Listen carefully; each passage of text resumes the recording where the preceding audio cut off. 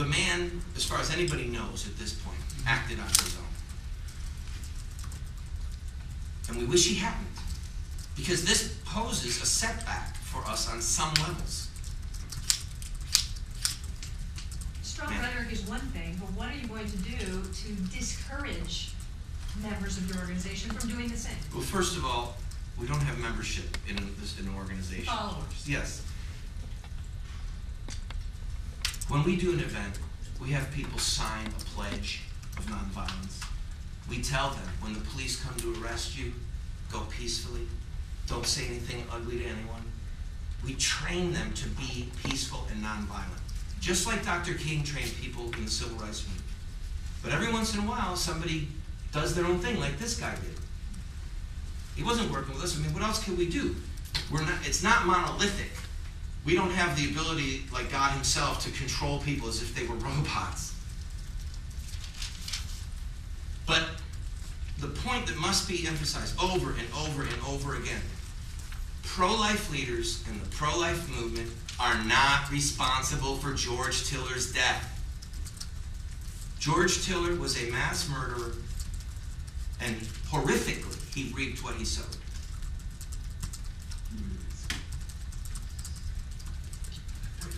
So who is responsible? I mean, The man who shot him is responsible. Because that made it sound like you were saying that he was responsible for his own death.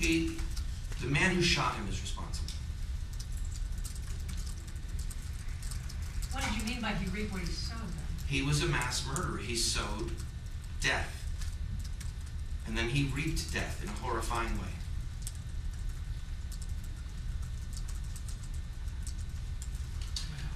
Unless there's any more questions, I thank you for your time. Apologize that we get to meet under a circumstance like this. I'm going to say one other thing about the Obama administration. They say that they want dialogue, but they don't. They want us to shut up and go away. They want us to let them continue their grisly trade. And we're not going to. Roe versus Wade will be on the ash heap of history. And men like George Tiller will be remembered as one of the villains of history, who met an untimely death. And so, my intention is to keep perspective that is distasteful in a moment like this, it's hard to hear in a moment like this, but keeps a bearing on reality. By the way, try and find his site. It's down. Do some research on the stuff that used to be on the site. The whole point of this story should be, in part, what did George Tiller do that was so horrifying that it drove this man to that extremity? Did you know he had a crematorium on his premise? Did you know that he burned up these babies? Did you know he offered parents an urn with their baby's ashes? Did you know that he regularly had abortions where the baby survived the abortion and then he killed the baby after it was born alive? How many journalists here and around the country are going to dig into what kind of a man he was? He was not a good man. He was an evil man. I live here in the area. We moved our headquarters here. If any of you need to do any follow-up, let me give you a phone number.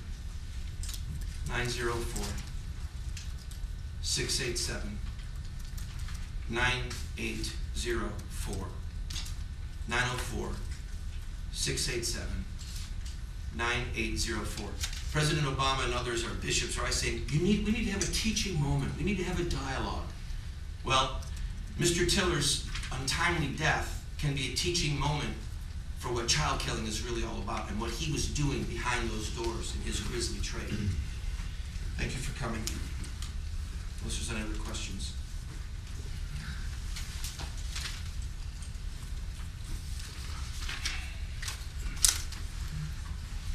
And I truly am sorry that we had to meet many of us under these circumstances. I like Guinness. For those of you who want to have a beer somewhere, I prefer my chicken wings really hot and a little crispy.